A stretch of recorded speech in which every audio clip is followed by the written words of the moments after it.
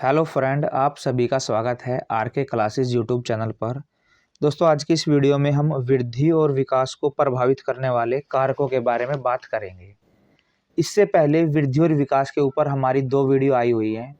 पहली वीडियो में हमने वृद्धि क्या होती है, विकास क्या होता है, क्या इसकी प्रकृति होती है, इसके बारे में बात की थी। सेकंड वीडियो में हमने वृद्धि और विकास के सिद्धांत, principle of growth and development के बारे में बात की थी। यदि आपने वो वीडियो नहीं देखी है तो दोनों वीडियो के लिंक आपको इस वीडियो के डिस्क्रिप्शन में मिल जाएंगे। वे वीडियो आपके लिए एक बेस का काम करेंगी। देखिए, जब बच्चा माँ के गर्भ में होता है वहीं से उसकी वृद्धि और विकास होने शुरू हो जाती है। जब जीवन की शुरुआत होती है वहीं से वृद्धि और विकास की शुरुआत हो जाती है, और इसको जितने भी कारक प्रभावित करते हैं सारे अपना काम करना शुरू कर देते हैं। यदि हम वृद्धि और विकास को प्रभावित करने वाले कारकों को देखते हैं तो हम लोग इसको 2 भागों में बांट सकते हैं। 2 भाग है हमारे, आंतरिक कारक और बाहरी कारक। चलिए दोनों कारकों को देखते हैं। सबसे पहले बात करते हैं आंतरिक कारकों की। आंतरिक कारक में आएंगे वंशानुगत कारक, मतलब जब मेल और फीमेल के जो गुण सूत्र होंगे दोनों मिलेंगे, उनसे जो वृद्धि विकास होगी या उससे संबंधित जितने ही फैक्टर होंगे वो इसके अंदर आएंगे। अगला है जैविक संरचनात्मक कारक। जैविक संरचनात्मक का मतलब है कि बच्चे के अंदर जो उसका स्ट्रक्चर होगा, उसके अंदर जितने भी उसके बॉडी पार्ट्स हैं वे कैसे हैं वो आएंगी। इसके बाद बुद्धि है।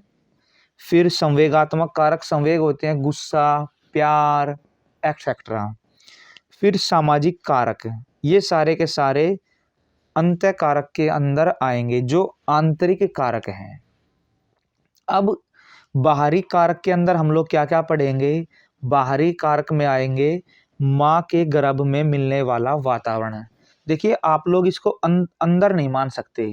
कैसे? जैसे आप एक कमरे के अंदर बैठे हुए हैं तो जो कमरे के अंदर का जो माहौल है, जो सराउंडिंग है, वो आपके लिए एक बाहरी वातावरण कहा जाएगा। सेम यहाँ पर जब बच्चा माँ के पेट में होता है तो गर्भ जो है उसके लिए बाहरी वातावरण होता है। फिर दूसरा कारक आता है जन्म के बाद के क्या क्या कारक होते हैं। जन्म के बाद का वातावरण, इसके अंदर आएंगे जीवन की घटनाएं। कई बार जैसे बच्चा पैदा होता है, कई बार कोई गलत घटना भी घट जाती है, जैसे किसी बच्चे की माँ एक्सपायर हो जाती है, तो इस तरह की घटनाएं या कुछ बीमारी हो जाती है, वो भी बच्चे के वृद्धि विकास के ऊपर असर डालती हैं। शारीरिक स्वास्थ्य, पोषण से जुड़ा हुआ भौतिक वातावरण, मतलब बच्चे को खाने पीने के क्या क्या पोषक तत्व मिले हैं या कैसी उसको डाइट मिली है, ये सारी चीज़ें। और सामाजिक सांस्कृतिक वातावरण से प्राप्त सुविधाएं या अवसर, बच्चे को समाज से, वातावरण से क्या क्या सुविधाएं मिली हैं, क्या क्या अवसर मिले हैं, ये सारी चीज़ें बच्चे की वृद्धि और विकास को प्रभावित करती हैं। तो अब हम लोग देखते हैं कि वृद्धि और विकास को प्रभावित करने वाले कारक क्या क्या हैं। माँ के गर्भ में जीवन लीला प्रारंभ होने के साथ साथ बालक की बुद्धि और विकास को प्रभावित करने वाले तत्व या कारक अपना कार्य शुरू कर देते हैं। तो जब जीवन लीला की शुरुआत होती है जिस दिन से, उसी दिन से वृद्धि और विकास को जितने भी कारक प्रभावित करते हैं अपना काम करना शुरू कर देते हैं। आंतरिक और बाह्य कारकों के रूप में इनको 2 भागों में बांटा जा सकता है। आंतरिक तथा बाह्य कारकों के नाम से जाने वाले बुद्धि एवं विकास को प्रभावित करने वाले तत्वों का वर्णन इस प्रकार है। आप ऐसे लिख सकते हैं अपने एग्जाम के अंदर। सबसे पहले बात करते हैं आंतरिक कारकों की, इंटरनल फैक्टर। ऐसे सभी कारक जो व्यक्ति में निहित होते हैं आंतरिक कारक कहलाते हैं, जो हमारे अंदर ही होते हैं। आंतरिक कारकों के इस वर्ग में प्राय निम्न कारकों का समावेश होता है। तो इसके अंदर क्या क्या कारक आएंगी। वंशानुगत कारक, हेरिडिटरी फैक्टर है, जैविक संरचनात्मक कारक, बायोलॉजिकल कॉन्स्टिट्यूशनल फैक्टर, बुद्धि इंटेलिजेंस, संवेगात्मक कारक इमोशनल फैक्टर्स, सामाजिक प्रकृति सोशल नेचर। चलिए अब हम इनको एक एक करके डिस्कस करते हैं। तो सबसे पहले बात करते हैं वंशानुगत कारक की। हेरिडेटरी फैक्टर, वंशानुगत कारक अपना प्रभाव माँ के गर्भ में बच्चे की जीवन लीला शुरू होने अर्थात गर्भाधान से के समय छोड़ते हैं। जब फीमेल प्रेग्नेंट होती है वहीं से ये कारक अपना काम करना शुरू कर देते हैं। माँ बाप अपने अपने गुणसूत्रों जिसको क्रोमोसोम बोलते हैं तथा पितृक जीन बोलते हैं जिसको, इनके माध्यम से वंशानुगत संबंधी विशेषताओं को बालक में स्थानांतरित करते हैं। फलस्वरूप बालक को बुद्धि एवं विकास के लिए एक सुनिश्चित आधार प्राप्त होता है। तो एक बेस मिल जाता है इनसे, जिसके ऊपर आगे चलकर व्यक्तित्व रूपी भवन का निर्माण होता है। जितनी सुदृढ़ बुनियाद होगी इमारत भी उतनी ही आलीशान बनाई जा सकती है। इस दृष्टि से वंशानुक्रम विशेषताओं के रूप में जो कुछ भी बालक को गर्भाधान के समय अपनी जीवन लीला प्रारंभ करने के समय मिलता है उसका अति विशिष्ट महत्व होता है।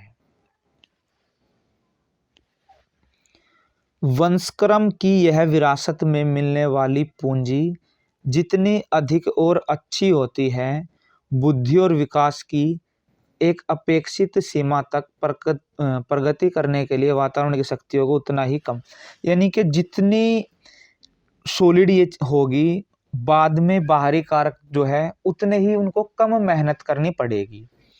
इसके विपरीत यह पूंजी जितनी कम होती है अर्थात किसी की शारीरिक बनावट जो उसे विरासत में मिलती है यदि वो अपूर्ण है, उसमें कोई कमी होती है तो बुद्धि दोषपूर्ण होती है, बौद्धिक क्षमताओं में कमी होती है। इस प्रकार की कमी को वातावरण की शक्तियों को द्वारा पूरा करके आगे निश्चित सीमा तक वृद्धि और विकास पहुंचाने के लिए, यानी कि फिर उसके बाद क्या होता है कि जो वातावरण की शक्तियां हैं उनके लिए विकास और वृद्धि को उस लेवल तक लेके जाना जो है एक टेढ़ी खीर हो जाती है, काफी मुश्किल काम हो जाता है। अतः वंशक्रम की देन द्वारा व्यक्ति की वृद्धि और विकास प्रक्रिया में बड़ी महत्वपूर्ण भूमिका निभाई जाती है। यहाँ पर बड़ी आएगा, वैसे मिसप्रिंट है ये। देखिए हमारी जो स्किन का कलर होता है, आंखों का कलर है, बालों की जो प्रकृति है, कलर है, स्नायु संस्थान बोलते हैं, नर्वस सिस्टम है हमारा, मस्तिष्क है, शारीरिक गठन, ऊंचाई, भार, हमारी जो ग्रंथियां होती है, ग्लैंड बोलते हैं जिसको, डक्टलेस ग्लैंड है ये, जिसके अंदर जो नलिका विहीन होती है, जैसे पीयूष ग्रंथि हो गई या जो हमारी गले में होती है थायराइड ग्रंथि है। इनकी जो कार्य प्रणाली है, बहुत सी बातें ऐसी है जिनमें वंशानुगत कारक अपनी स्थायी प्रभाव छोड़ते हैं। देखिए जितने भी चीजें हैं ना, ये हमारी जो हाइट है, हमारा जो कलर है, हमारा रंग रूप है, बहुत सारी चीजें आप देखोगे अपने आसपास के बच्चों में या खुद में भी मम्मी या पापा से मिलते जुलते हैं।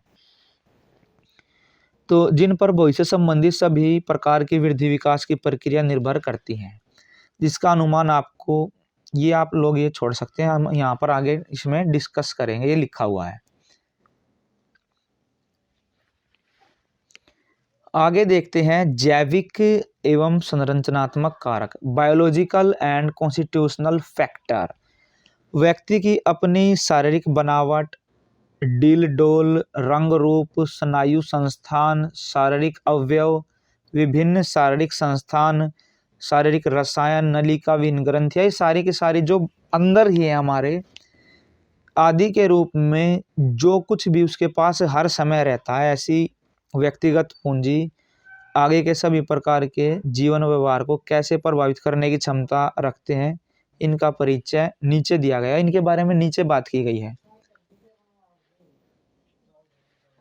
देखिए पहला पॉइंट, यहाँ पर पहला पॉइंट है जो बालक जन्म से ही दुबले पतले, कमजोर, बीमार या किसी ना किसी शारीरिक बाधा से पीड़ित होते हैं ना, तो उनमें सामान्य स्वास्थ्य, शारीरिक वृद्धि, विकास के स्तर पर पहुंच जाने की आशाएं काफ़ी कम होती हैं। उनकी इस प्रकार की कमियां उनके शारीरिक स्वास्थ्य तथा बुद्धि एवं विकास को ही प्रभावित नहीं करती, बल्कि मानसिक, संवेगात्मक तथा सामाजिक विकास में भी बाधक सिद्ध होती है। इसके बाद यहाँ पर दूसरा पॉइंट आता है, ये सारी चीज़ें वही हैं जो मैंने आपको अभी बताई हैं। स्नायु संस्थान बोलते हैं नर्वस सिस्टम। अब इसके रूप में व्यक्ति के पास जो कुछ हर समय रहता है, वह व्यक्ति के ज्ञानात्मक व्यवहार एवं विकास को प्रभावित करने की पूरी क्षमता रखता है। रीढ़ की हड्डी है या मस्तिष्क पर पहुंचा छोटा सा आघात भी बालक को मानसिक दृष्टि से विकलांग बना सकता है। तो जो नर्वस सिस्टम है वो भी तो इफेक्ट डालता है। यदि छोटे बच्चे को कोई चोट लग जाती है तो वो अपंग भी हो सकता है, या वो उस जो है पागल भी हो सकता है। यदि उसको मस्तिष्क पर या रीढ़ की हड्डी पर कुछ चोट वोट लग जाती है तो उसका नर्वस सिस्टम इफेक्ट हो जाएगा ना उससे। इस तरह स्नायु संस्थान बालक के समस्त अंगों के सही विकास में सकारात्मक भूमिका निभाता है। तो बच्चे की काफी केयर करनी पड़ती है। आगे देखिए, थर्ड नंबर पर आता है नलिका विहीन ग्रंथियां, डक्टलेस ग्लैंड। शुरू से ही मानव वृद्धि एवं विकास की प्रक्रिया में अपनी भूमिका निभाना प्रारंभ कर देती है। कौन? Ductless gland. इन ग्रंथियों से उत्पन्न हार्मोन्स रक्त में घुले होने के कारण शरीर के कोने कोने में पहुंचते हैं और इसलिए न केवल शारीरिक विकास बल्कि हमारे विचारों, भावनाओं आदि की जिस प्रकार की प्रक्रिया होती है, व्यक्ति के शारीरिक, मानसिक, संवेगात्मक, सामाजिक तथा भौतिक विकास की धारा भी उसी तरह मुड़ जाती है। तो हमारे शरीर में जैसे पीयूष ग्रंथि है और हमारे जो गले में थायराइड है, तो इनसे हार्मोन्स निकलते हैं और वो फिर हमारे ब्लड में घुलकर शरीर के हर एक हिस्से तक जाते हैं। तो ये हमारे जो विचार हैं, भावनाएं हैं, इन सब के ऊपर असर डालते हैं। तो जैसे ये होंगे वैसे ही हमारा शरीर या हमारा विकास होगा। अगर ग्रंथियों से निकलने वाले हार्मोन्स की मात्रा काफ़ी अधिक या काफ़ी कम हो जाती है तो ग्रंथियों की अत्यधिक सक्रियता या निष्क्रियता दोनों ही व्यक्ति के संतुलित विकास के लिए घातक सिद्ध होती है। तो यदि कि इनकी जो मात्रा यदि बढ़ जाएगी या घट जाएगी, दोनों चीज़ें विकास का जो बैलेंस है वो बिगाड़ देंगी, इसको संतुलित होने के लिए जो है घातक सिद्ध होंगी। उदाहरण के लिए पीयूष ग्रंथि अगर निष्क्रिय रहे तो आदमी बौना या छोटा रह सकता है, या शरीर के भागों में बिना किसी अनुपात के अस्वाभाविक वृद्धि हो जाती है, जिससे व्यक्ति भद्दा या कुरूप लगने लग जाता है। शारीरिक रूप से अधिक कमजोर, अधिक दुबली पतली काया, बेडौल और संतुलित शारीरिक विकास, अधिक मोटापन, कुरूप चेहरा, किसी भी तरह की शारीरिक विकलांगता, अधिक या कम ऊंचाई, जितनी भी शारीरिक दृष्टि से शरीर की विकास संबंधी कमियां एवं त्रुटियां हैं, वे चाहे जन्मजात हो या दुर्घटना या रोगवश हो, व्यक्ति के सभी तरह के विकास में आड़े आते हैं। जब हमने विकास का सिद्धांत पढ़ा था तो हमने देखा था कि जितने भी कारक है सारे आपस में संबंधित होते हैं। यदि किसी का शारीरिक विकास सही से नहीं हुआ है तो उसका मानसिक विकास भी उससे प्रभावित होगा।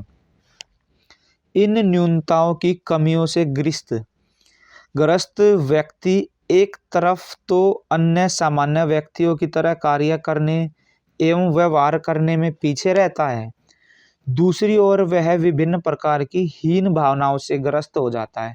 तो दूसरे लोगों से भी अलग हो जाएगा व्यक्ति और उसके खुद के अंदर भी हीन भावना आ जाएगी, जिससे वह बुद्धि और विकास के विभिन्न आयामों में आगे बढ़ने में अपना आत्मविश्वास खो बैठता है।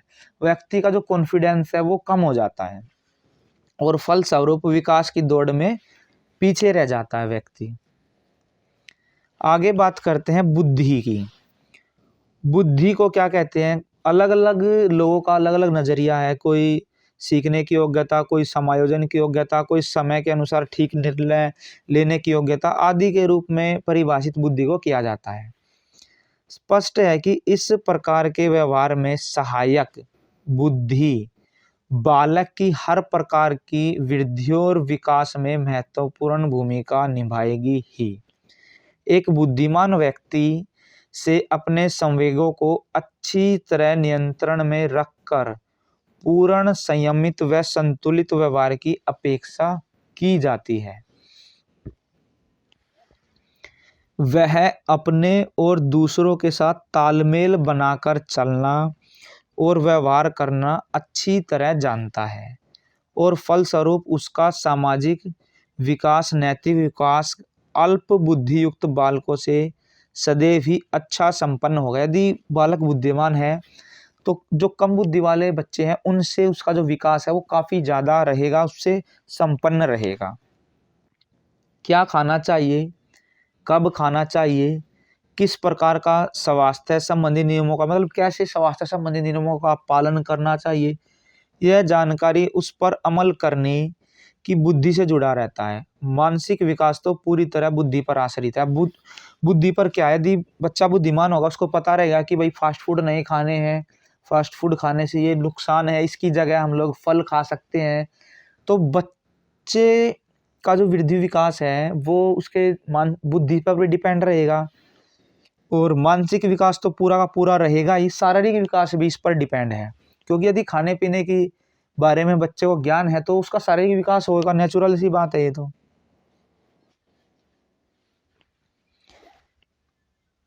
आगे है जितनी मानसिक क्षमताएं, चाहे वे साधारण स्तर की हो या रचनात्मक, सृजनात्मक और समस्या समाधान योग्यता की तरह उच्च स्तर की, सब में बुद्धि के तत्वों का ही बोलबाला रहता है। इस तरह व्यक्ति की वृद्धि और विकास के समस्त पहलुओं में बुद्धि की प्रधान भूमिका रहती है। अगला कारक है संवेगात्मक कारक, जिसको हम इमोशनल फैक्टर बोलते हैं। बालक की वृद्धि एवं विकास को प्रभावित करने में बालक के संवेगात्मक विकास से जुड़े विभिन्न कारक जैसे संवेगात्मक परिपक्वता, संवेगात्मक समायोजन क्षमता आदि भी महत्वपूर्ण भूमिका निभाते हैं।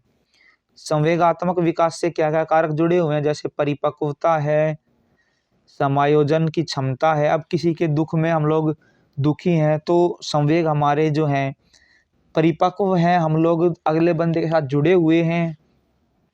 खुशी के टाइम पर हम खुशी मनाते हैं, दुख के टाइम पर दुख मनाते हैं। तो ये सारी चीज संवेग से जुड़ी हुई है। बालक में जिस प्रकार के संवेगों का जिस रूप में विकास होगा वह उसके सामाजिक, मानसिक, नैतिक, शारीरिक तथा भाषा संबंधी विकास को पूरी तरह प्रभावित करने की क्षमता रखता है।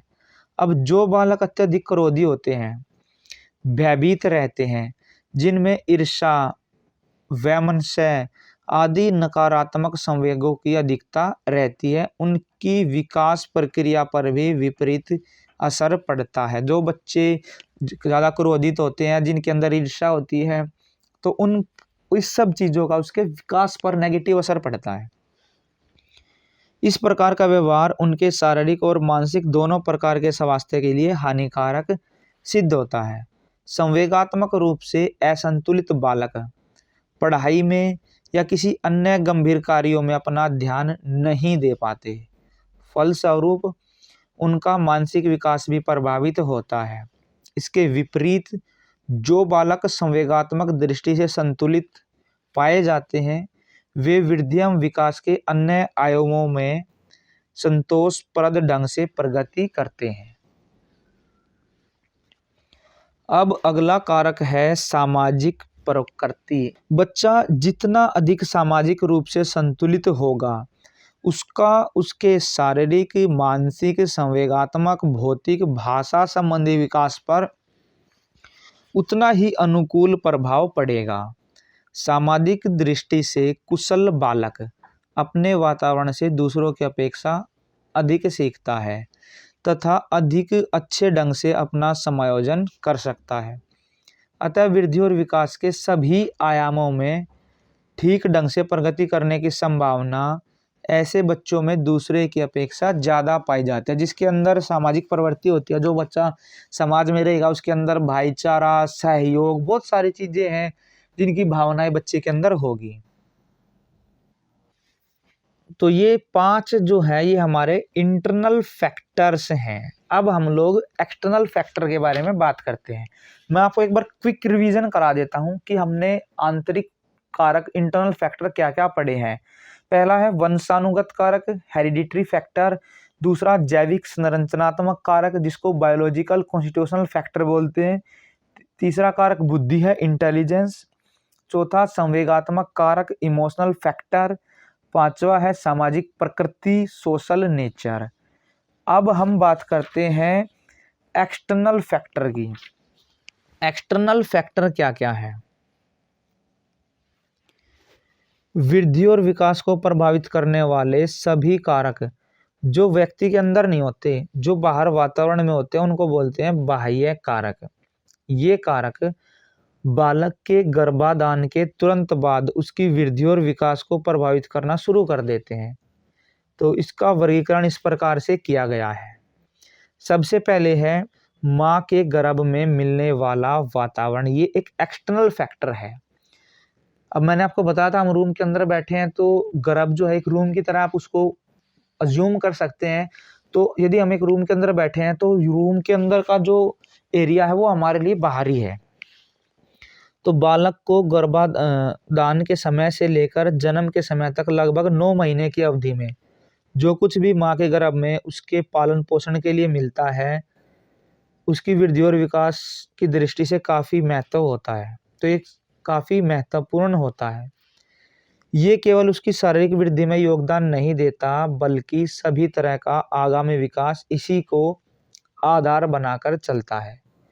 उदाहरण के लिए बालक के संवेगात्मक तथा मानसिक व्यवहार के पीछे जिस प्रकार का व्यवहार जहां उसकी माँ द्वारा उसके पोषण में किया जाता है, उसी तरह का मानसिक एवं शारीरिक स्वास्थ्य माँ का होता है। ये सभी बातें मूल रूप से सहायक मानी जाती हैं। तो जब बच्चा माँ के पेट के अंदर होता है तो माँ जैसा उसका स्वास्थ्य होगा, यदि माँ को खाने पीने में जो है कोई दिक्कत नहीं होगी, सही पोषक तत्व मिलेंगे तो बच्चा भी हेल्दी होगा। यदि उसका मानसिक स्वास्थ्य ठीक नहीं है माँ का, तो उसका असर बच्चे के ऊपर भी पड़ेगा। चिंता, भय, संवेगात्मक रूप से असंतुलित माताओं के गर्भ में स्थित बच्चों पर भी प्रतिकूल प्रभाव पड़ने की बात कोई काल्पनिक बात नहीं है, ये वास्तविक सच्चाई है। माँ को गर्भावस्था में अच्छा मानसिक एवं शारीरिक स्वास्थ्य बनाए रखने की सलाह इसीलिए दी जाती है कि उससे न केवल गर्भ के अंदर बालक के विकास पर असर पड़ता है, बल्कि आगे के विकास की बुनियाद भी मजबूत होती है। इस वातावरण से जुड़े विभिन्न कारकों को इस प्रकार जो है लिपिबद्ध किया जा सकता है या वर्णन इसका किया जा सकता है। अब गर्भावस्था के दौरान माँ का शारीरिक मानसिक स्वास्थ्य कैसा है, ये चीज़ असर डालेगी। गर्भ में पलने वाले बच्चों की संख्या, कई बार जुड़वा बच्चे होते हैं, जैसे एक बच्चा है या 2 बच्चे हैं माँ के पेट के अंदर, उससे भी विकास और वृद्धि प्रभावित होंगी। या जब बच्चा माँ के पेट में है तो वहाँ पर पोषक तत्व कैसे मिले हैं, या एक्सरे जो जैसे जब अल्ट्रासाउंड वगैरह करवाया जाता है जब फीमेल प्रेग्नेंट होती है, तो वहाँ पर भी वो बच्चे के ऊपर असर डलता है, या प्रदूषण है, वायु प्रदूषण या कोई हानिकारक रेडिएशन है, उसका भी असर पड़ेगा। सामान्य अथवा असामान्य जन्म की प्रक्रिया, जैसे बच्चे ऑपरेशन से हुए हैं या नॉर्मल हुए हैं, उस चीज़ का भी असर पड़ेगा। और गर्भाशय में कोई चोट तो नहीं लगी है बच्चे को, जब मान लो कोई लेडी प्रेग्नेंट है तो उस दौरान उसको कोई चोट वगैरह तो नहीं लगी है, ये चीज़ें भी असर डालती हैं। तो ये माँ के गर्भ के अंदर हमने पढ़ा है। इसके बाद जन्म के बाद का वातावरण भी बच्चे की ग्रोथ एंड डेवलपमेंट के ऊपर असर डालता है। जन्म के समय से ही बालक को जिन हालातों से गुजरना होता है, तथा जो कुछ भी उसे अपने भौतिक, सामाजिक, सांस्कृतिक वातावरण से प्राप्त होता है वह उसके सभी प्रकार की वृद्धि और विकास को पूरी तरह से प्रभावित करता है। इस प्रकार के वातावरण में शामिल प्रमुख कारकों को निम्नलिखित प्रकार से इनका वर्णन किया जा सकता है। पहला, जीवन की घटनाएं एवं दुर्घटनाएं, accident and incident of life. इसके अंदर क्या है? अब जीवन की घटनाएं क्या है? जीवन में घटनाओं दुर्घटनाओं के रूप में व्यक्ति के साथ जो भी घटित होता है वह वृद्धि और विकास के सभी आयामों को प्रभावित करता है। एक बालक जिसने अपनी माँ का साथ किसी दुर्घटनावश जन्म लेते ही छोड़ दिया या बाद में जब बच्चा छोटा है उस दौरान उसकी माँ की डेथ हो गई है, तो इससे क्या होगा? उसकी विकास की जो कहानी है वो बदल जाएगी। एक छोटी सी प्रेरणादायक घटना जहाँ बालक के विकास को उन्नति का मार्ग दिखा सकती है, वहीं अनजाने में यदि कोई भूल हो जाती है ना या कोई दुर्घटना हो जाती है तो वो उन्नति की जगह अवनति के गड्ढे में बच्चे को धकेल सकती है। उसका जो वृद्धि विकास है उसकी उन्नति की जगह अवनति हो जाएगी।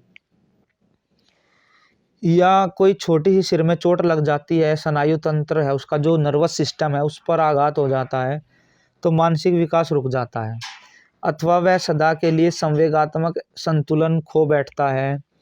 इस तरह घटनाओं एवं दुर्घटनाओं का व्यक्ति के आगामी वृद्धि विकास पर गहरा प्रभाव पड़ता है। आगे है शारीरिक स्वास्थ्य एवं पोषण से जुड़ा हुआ भौतिक वातावरण। व्यक्ति को अपने पोषण एवं शारीरिक स्वास्थ्य के लिए जिस प्रकार का भौतिक वातावरण मिलता है उसका उसके शारीरिक एवं मानसिक स्वास्थ्य, संवेगात्मक, सामाजिक व्यवहार, समायोजन तथा काम करने के अपने ढंग पर वैसा ही अनुकूल या प्रतिकूल प्रभाव डालता है। स्वस्थ एवं स्वच्छ जलवायु, प्रदूषण विहीन वातावरण, स्वस्थ एवं स्वस्थ जल, खाद्य पदार्थ, संतुलित भोजन, रहने और काम करने के संबंधी जो भी भौतिक सुविधाएं हैं या चिकित्सिक से संबंधित सुविधाएं हैं, इन सब का वृद्धि और विकास पर अनुकूल प्रभाव पड़ता है। जबकि इस प्रकार के भौतिक वातावरण की यदि कमी रहती है तो विकास के लिए ये क्या है? विकास में जो है इसका प्रतिकूल प्रभाव पड़ता है या विकास के लिए जो है महंगी सिद्ध होती हैं ये सारी चीजें। आगे तीसरे नंबर पर है सामाजिक एवं सांस्कृतिक वातावरण से प्राप्त सुविधाएं एवं अवसर। The quality of the facilities and opportunities provided by one's social and cultural environment. व्यक्ति को अपने जन्म के समय से ही जो कुछ प्राप्त होता है वह उसकी वृद्धि और विकास के सभी आयामों को पूरी तरह से प्रभावित करता है। इस प्रकार के वातावरण से जुड़े हुए विभिन्न तत्व कारक, इनका वर्णन इस प्रकार है। तो सामाजिक और सांस्कृतिक वातावरण से क्या क्या सुविधाएं हैं जो असर डालती हैं ग्रोथ एंड डेवलपमेंट के ऊपर। पहली है बालक की माँ बाप तथा परिवार के द्वारा की जाने वाली देखभाल।